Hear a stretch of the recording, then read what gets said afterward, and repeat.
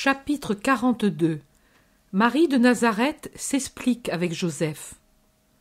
Après 53 jours, la maman recommence à se manifester avec cette vision qu'elle me dit de noter dans ce livre.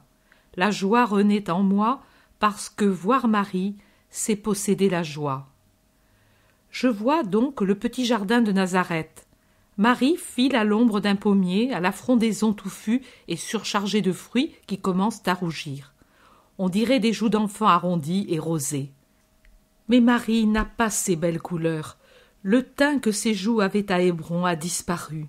Le visage est pâle comme de l'ivoire. Seules les lèvres y dessinent une courbe de pâle corail. Sous les paupières abaissées, deux ombres obscures, et le bord des yeux est gonflé comme après des pleurs.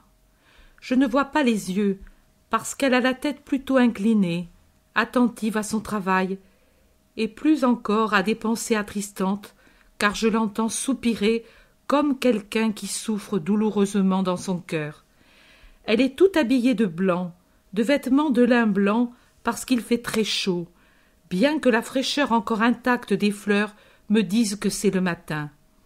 Elle a la tête découverte, et le soleil qui joue avec le feuillage du pommier, remué par un vent très léger, et qui filtre en faisant des raies de lumière sur la terre brune des parterres, dessine des ronds lumineux sur sa tête blonde et sur les cheveux qui ont des reflets d'or pur.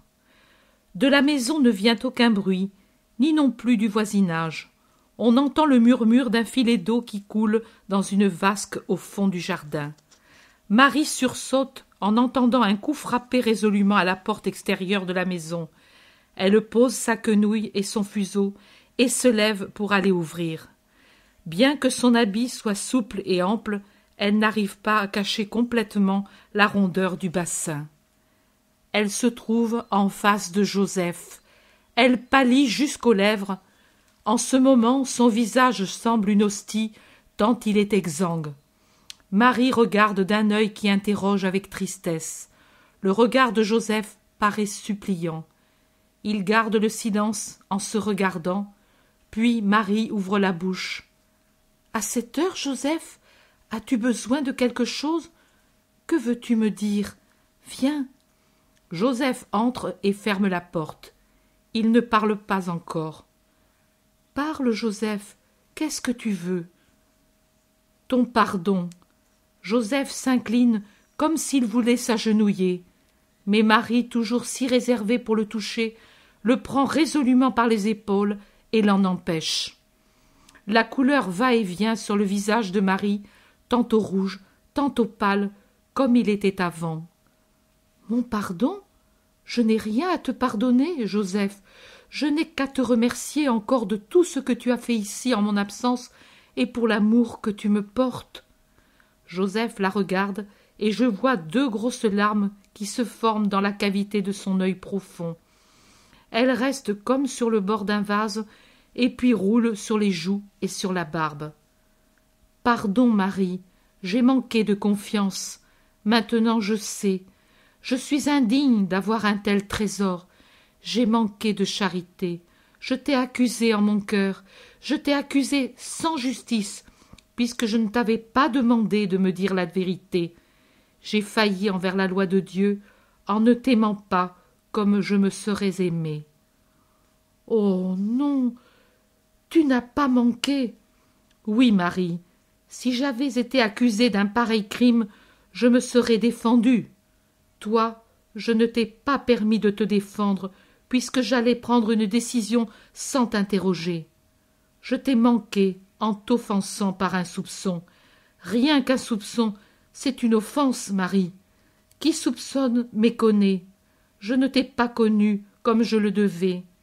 Mais pour la douleur que j'ai soufferte, 3 journées de supplice, pardonne-moi, Marie. Je n'ai rien à te pardonner, mais plutôt je te demande pardon de la douleur que je t'ai causée. Oh oui, quelle douleur ça a été, quelle douleur! Regarde, ce matin, on m'a dit que j'avais des cheveux blancs sur les tempes et des rides sur le visage. Plus de 10 ans de vie se sont écoulés en ces jours. Mais pourquoi, Marie, as-tu été humble? au point de me cacher à moi, ton époux, ta gloire, et permettre que je te soupçonne. Joseph n'est pas à genoux, mais il est tellement courbé que c'est tout comme. Et Marie pose sur sa tête sa petite main en souriant. Il semble qu'elle absolve. Elle dit: si mon humilité n'avait pas été parfaite, je n'aurais pas mérité de concevoir celui qu'on attendait, celui qui vient annuler la faute d'orgueil qui a ruiné l'homme. Et puis j'ai obéi. Dieu m'a demandé cette obéissance. Elle m'a coûté tellement. Pour toi, pour la douleur que tu en éprouverais. Mais je n'avais qu'à obéir. Je suis la servante de Dieu, et les serviteurs ne discutent pas les ordres qu'ils reçoivent. Ils les exécutent. Joseph, même s'ils leur font pleurer du sang. Marie pleure doucement en disant cela, si doucement que Joseph, tout courbé, ne s'en aperçoit que quand une larme tombe à terre. Alors il redresse la tête, et c'est la première fois que je le vois faire cela. Il serre les petites mains de Marie dans ses mains fortes et hâlées, et baise l'extrémité de ses doigts délicats qui sortent comme des boutons de péché de l'étreinte des mains de Joseph. Maintenant il faut pourvoir, parce que Joseph n'ajoute rien, mais regarde le corps de Marie qui s'assied tout de suite pour ne pas rester ainsi exposé au regard qui se pose sur elle. Il faudra faire vite, je viendrai ici. Nous accomplirons le mariage. La semaine prochaine, ça va? Tout ce que tu fais est bien, Joseph. Tu es le chef de la maison. Moi, je suis ta servante. Non, c'est moi qui suis ton serviteur. Je suis le bienheureux serviteur de mon Seigneur qui grandit en ton sein. Toi, tu es la bénie entre toutes les femmes d'Israël. Ce soir, je préviendrai les parents. Et après, quand je serai ici, nous travaillerons pour préparer tout à sa venue.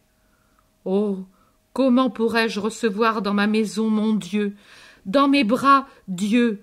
J'en mourrais de joie, je ne pourrais jamais oser le toucher. Tu le pourras, comme moi je le pourrai, avec la grâce de Dieu. Mais toi, c'est toi, moi je suis un pauvre homme, le plus pauvre des fils de Dieu. Jésus vient pour nous qui sommes pauvres, pour nous faire riches en Dieu. Il vient vers nous deux, parce que nous sommes les plus pauvres et que nous le reconnaissons. Réjouis-toi, Joseph. La race de David a le roi qu'elle attendait, et notre maison devient plus fastueuse que le palais royal de Salomon. Car ici, il y aura le ciel, et nous partagerons avec Dieu le secret de paix que plus tard les hommes apprendront. Il grandira parmi nous, et nos bras seront un berceau pour le Rédempteur qui grandit, et nos fatigues lui procureront le pain. Ô Joseph, nous entendrons la voix de Dieu nous appeler Père et Mère. Oh, Marie pleure de joie, des larmes si heureuses. Et Joseph, agenouillé maintenant à ses pieds, pleure, la tête cachée dans l'ample vêtement de Marie qui descend en faisant des plis sur le pauvre carrelage de la petite pièce. La vision se termine là.